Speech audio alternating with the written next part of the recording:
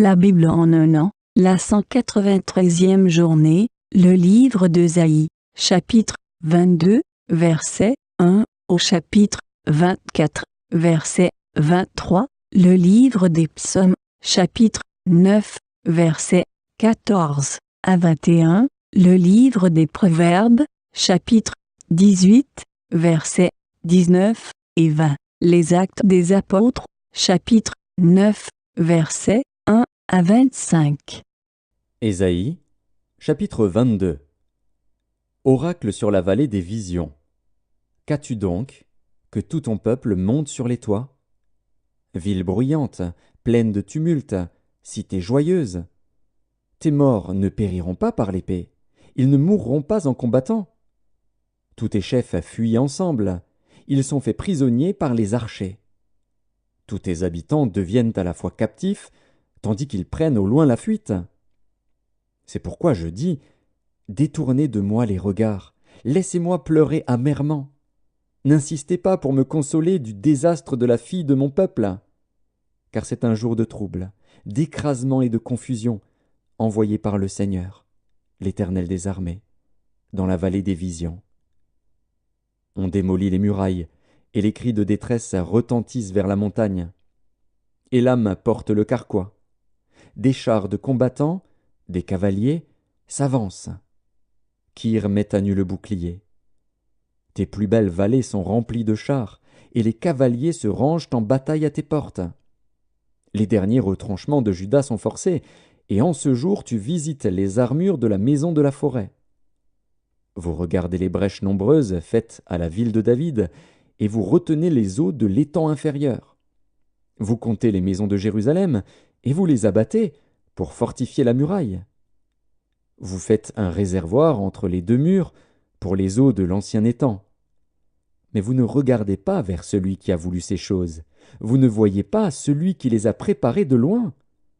Le Seigneur, l'Éternel des armées, vous appelle en ce jour à pleurer et à vous frapper la poitrine, à vous raser la tête et à ceindre le sac.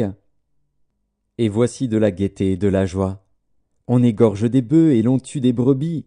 On mange de la viande et l'on boit du vin. Mangeons et buvons, car demain nous mourrons. L'Éternel des armées me l'a révélé. Non, ce crime ne vous sera point pardonné que vous ne soyez morts, dit le Seigneur, l'Éternel des armées. Ainsi parle le Seigneur, l'Éternel des armées. Va vers ce courtisan, vers Shebna, gouverneur du palais. Qu'y a-t-il à toi ici, et qui as-tu ici, que tu creuses ici un sépulcre? Il se creuse un sépulcre sur la hauteur, il se taille une demeure dans le roc. Voici, l'Éternel te lancera d'un jet vigoureux. Il t'enveloppera comme une pelote. Il te fera rouler, rouler comme une balle, sur une terre spacieuse. Là tu mourras. Là seront tes chars magnifiques. Ô toi, l'opprobre de la maison de ton maître. Je te chasserai de ton poste. L'Éternel t'arrachera de ta place. En ce jour-là, j'appellerai mon serviteur Eliakim, fils de Hilkija. Je le revêtirai de ta tunique, je le ceindrai de ta ceinture, et je remettrai ton pouvoir entre ses mains. Il sera un père pour les habitants de Jérusalem et pour la maison de Juda. Je mettrai sur son épaule la clé de la maison de David. Quand il ouvrira, nul ne fermera. Quand il fermera, nul n'ouvrira. Je l'enfoncerai comme un clou dans un lieu sûr, et il sera un siège de gloire pour la maison de son père. Il sera le soutien de toute la gloire de la maison de son père, des rejetons nobles et ignobles, de tous les petits ustensiles, des bassins comme des vases. En ce jour, dit l'Éternel des armées, le clou enfoncé dans un lieu sûr sera enlevé, il sera abattu et tombera, et le fardeau qui était sur lui sera détruit. Car l'Éternel a parlé. Ésaïe, chapitre 23. Oracle sur Tyr. Lamentez-vous, navire de Tarsis, car elle est détruite, plus de maisons, plus d'entrées.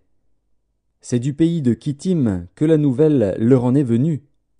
Soyez muets d'effroi, habitants de la côte, que remplissaient les marchands de Sidon, parcourant la mer.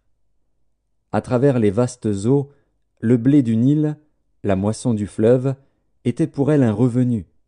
Elle était le marché des nations. Sois confuse, Sidon. Car ainsi parle la mer, la forteresse de la mer. Je n'ai point eu de douleur, je n'ai point enfanté, je n'ai point nourri de jeunes gens, ni élevé de jeunes filles. Quand les Égyptiens sauront la nouvelle, ils trembleront en apprenant la chute de Tyr. Passez à Tarsis, lamentez-vous, habitants de la côte. Est-ce là votre ville joyeuse? Elle avait une origine antique, et ses pieds la mènent séjourner au loin. Qui a pris cette résolution contre Tyr, la dispensatrice des couronnes, elle dont les marchands étaient des princes, dont les commerçants étaient les plus riches de la terre? C'est l'Éternel des armées qui a pris cette résolution, pour blesser l'orgueil de tout ce qui brille, pour humilier tous les grands de la terre. Parcours librement ton pays, pareil au Nil, fille de Tarsis. Plus de joug. L'Éternel a étendu sa main sur la mer. Il a fait trembler les royaumes. Il a ordonné la destruction des forteresses de Canaan. Il a dit, « Tu ne te livreras plus à la joie, vierge déshonorée, fille de Sidon. Lève-toi, passe au pays de Kittim. Même là, il n'y aura pas de repos pour toi. Vois les Chaldéens, qui n'étaient pas un peuple, ces habitants du désert, pour qui l'Assyrien a fondé un pays. Ils élèvent des tours, ils renversent les palais de Tyr, ils les mettent en ruine. Lamentez-vous, navires de Tarsis, car votre forteresse est détruite. En ce temps-là, Tyr tombera dans l'oubli 70 ans, ce que dure la vie d'un roi. Au bout de 70 ans, il en sera de Tyr comme de la prostituée dont parle la chanson. Prends la harpe, parcours la ville, prostituée qu'on oublie. Joue bien, répète tes chants, pour qu'on se souvienne de toi.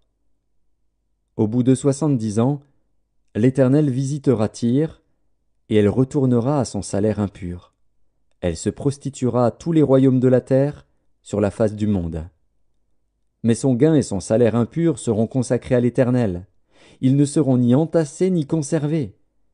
Car son gain fournira pour ceux qui habitent devant l'Éternel une nourriture abondante et des vêtements magnifiques. Ésaïe, chapitre 24. Voici, l'Éternel dévaste le pays et le rend désert. Il en bouleverse la face et en disperse les habitants.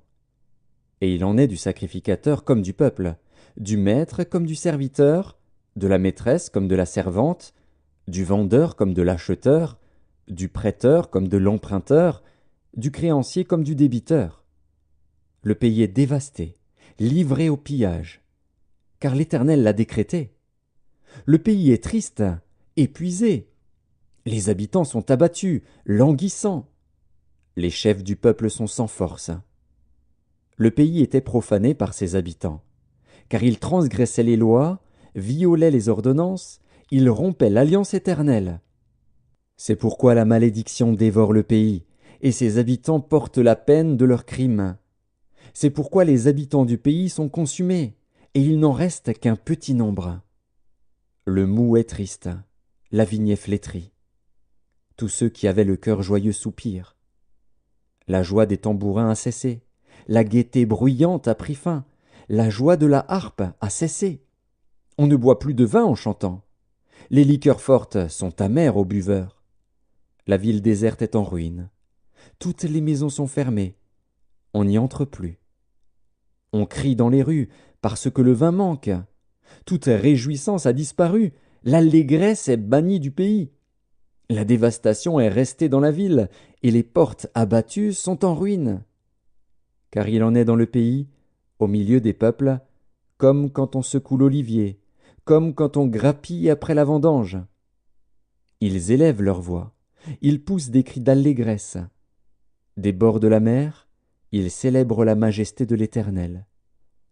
Glorifiez donc l'Éternel dans les lieux où brille la lumière, le nom de l'Éternel, Dieu d'Israël, dans les îles de la mer. De l'extrémité de la terre nous entendons chanter « Gloire au juste !» Mais moi je dis « Je suis perdu, malheur à moi !» les pillards pillent, et les pillards s'acharnent au pillage. La terreur, la fosse et le filet sont sur toi, habitant du pays. Celui qui fuit devant les cris de terreur tombe dans la fosse, et celui qui remonte de la fosse se prend au filet. Car les écluses d'en haut s'ouvrent, et les fondements de la terre sont ébranlés. La terre est déchirée, la terre se brise, la terre chancelle. La terre chancelle comme un homme ivre, elle vacille comme une cabane. Son péché pèse sur elle, elle tombe et ne se relève plus. En ce temps-là, l'Éternel châtiera dans le ciel l'armée d'en haut, et sur la terre les rois de la terre. Ils seront assemblés captifs dans une prison, ils seront enfermés dans des cachots, et, après un grand nombre de jours, ils seront châtiés. La lune sera couverte de honte, et le soleil de confusion, car l'Éternel des armées régnera sur la montagne de Sion et à Jérusalem, resplendissant de gloire en présence de ses anciens. Psaume 9. Aie pitié de moi, Éternel, vois la misère où me réduisent mes ennemis. Enlève-moi des portes de la mort, afin que je publie toutes tes louanges dans les portes de la fille de Sion et que je me réjouisse de ton salut. Les nations tombent dans la fosse qu'elles ont faite, leurs pieds se prennent au filet qu'elles ont caché. L'Éternel se montre, il fait justice, il enlace le méchant dans l'œuvre de ses mains. Les méchants se tournent vers le séjour des morts, toutes les nations qui oublient Dieu. Car le malheureux n'est point oublié à jamais, l'espérance des misérables ne périt pas à toujours. Lève-toi, ô Éternel, que l'homme ne triomphe pas, que les nations soient jugées devant ta face. Frappe-les d'épouvante, ô Éternel, que les peuples sachent qu'ils sont des hommes. Livre des Proverbes, chapitre 18. Des frères sont plus intraitables qu'une ville forte, et leurs querelles sont comme les verrous d'un palais. C'est du fruit de sa bouche que l'homme rassasie son corps, c'est du produit de ses lèvres qu'il se rassasie. Actes des apôtres, chapitre 9. Cependant, Saul, respirant encore la menace et le meurtre contre les disciples du Seigneur, se rendit chez le souverain sacrificateur. Il lui demanda des lettres pour les synagogues de Damas, afin que, s'il trouvait des partisans de la nouvelle doctrine, hommes ou femmes, il les amenât liés à Jérusalem. Comme il était en chemin et qu'il approchait de Damas, tout à coup, une lumière venant du ciel resplendit autour de lui.